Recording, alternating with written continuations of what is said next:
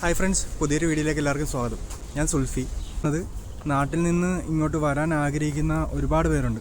3-4-5 വർഷമായിട്ട് ഈ യൂറോപ്പിലേക്ക് വരാൻ, യൂറോപ്യൻ യൂണിയനിൽ അല്ലെങ്കിൽ യൂറോപ്യൻ കൺട്രീസിലേക്ക് വർക്ക് ചെയ്യാനായിട്ട് വരാൻ ആഗ്രഹിക്കുന്ന ഒരുപാട് ആൾക്കാരുണ്ട്. അവരോടാണ് എനിക്ക് പറയാനുള്ളത്, നമ്മൾ എല്ലാ കാര്യങ്ങളും നമ്മൾ സ്വയം ചെയ്യാനുള്ളൊരു കഴിവുണ്ടെങ്കിൽ മാത്രമേ ഇങ്ങോട്ട് വരിക. ഇപ്പോൾ എന്താ പറയുക, കമ്പനി അത് ചെയ്തു തരും, കമ്പനി ഇത് ചെയ്തു തരും എന്ന് വിചാരിച്ചിട്ട് ഒരാളും ഇങ്ങോട്ട് കയറി വരരുതും. താമസമാണെങ്കിലും അതുപോലെ തന്നെ ഭക്ഷണം, അതുപോലെ തന്നെ ട്രാൻസ്പോർട്ടേഷൻ, ഇതെല്ലാം നമ്മൾ സ്വയമേ കണ്ടെത്തണം. അതിനുള്ള കാശെല്ലാം കൊണ്ടേ ഇങ്ങോട്ട് വരാവുള്ളൂ. ഓക്കെ, അതെല്ലാവരും ഒന്ന് മനസ്സിൽ വെക്കുക. അതുപോലെ തന്നെ ട്രക്ക് ഡ്രൈവറായിട്ട് ഇങ്ങോട്ട് വരാൻ ആഗ്രഹിക്കുന്നവർ അറ്റ്ലീസ്റ്റ് ട്രെയിലർ ഓടിച്ച് പരിചയം വേണം.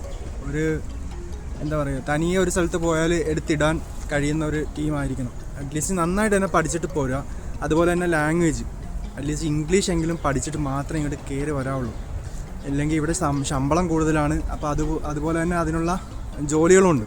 നമ്മൾ ചെയ്യുന്ന കാര്യങ്ങളും അതുപോലെ തന്നെയാണ്. ഒറ്റക്ക് നമ്മളെല്ലാ കാര്യങ്ങളും കൈകാര്യം ചെയ്യാൻ പഠിച്ചിട്ട് മാത്രം വരിക.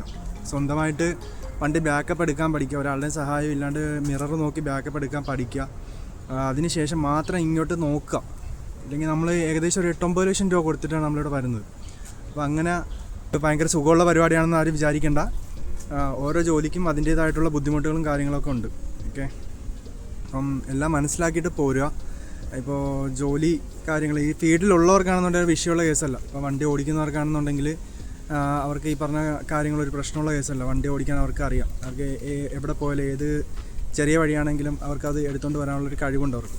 അതുപോലെ അല്ല വേറൊരു പ്രൊഫഷനിലുള്ള ആൾക്കാർ വണ്ടി ഫീൽഡിലേക്ക് വരുമ്പോൾ, പ്രത്യേകിച്ച് ട്രെയിലറിലേക്ക് വരുമ്പോൾ അത് ഇച്ചിരി ബുദ്ധിമുട്ടുള്ള കാര്യമാണ്.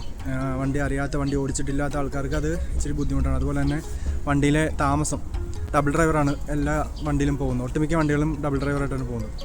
അപ്പോൾ നമ്മൾ ആ കാര്യങ്ങളൊക്കെ ഒന്ന് ശ്രദ്ധിക്കണം. കാര്യം 18 മണിക്കൂർ, ഒരാൾക്ക് 9 മണിക്കൂറാണ് ഒരു ഡ്രൈവറുടെ ഡ്യൂട്ടി. 3 മണിക്കൂർ അതോടൊപ്പം കൂട്ടി 21 മണിക്കൂറാണ് നമ്മുടെ ഡ്യൂട്ടി ടൈം വരുന്നത്.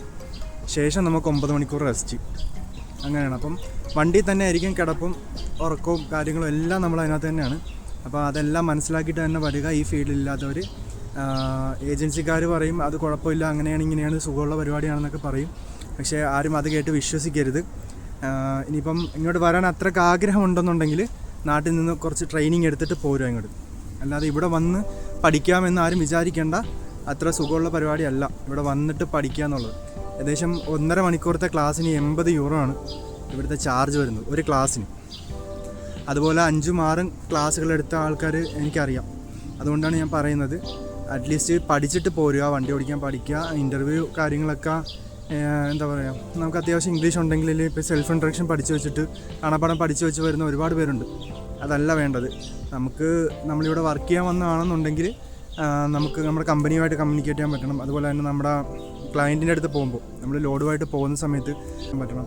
ഇതെല്ലാം ശ്രദ്ധിച്ചാൽ മാത്രമേ നമുക്കിവിടെ എന്താ പറയുക നല്ല രീതിയിൽ മുന്നോട്ട് പോകാൻ പറ്റുള്ളൂ. അപ്പം എല്ലാവരും ആ ഒരു കാര്യം കൂടി ഒന്ന് മനസ്സിൽ വെക്കണം കേട്ടോ. അടുത്തൊരു വീഡിയോയിൽ കാണുമ്പോഴേക്കും ബൈ ബൈ.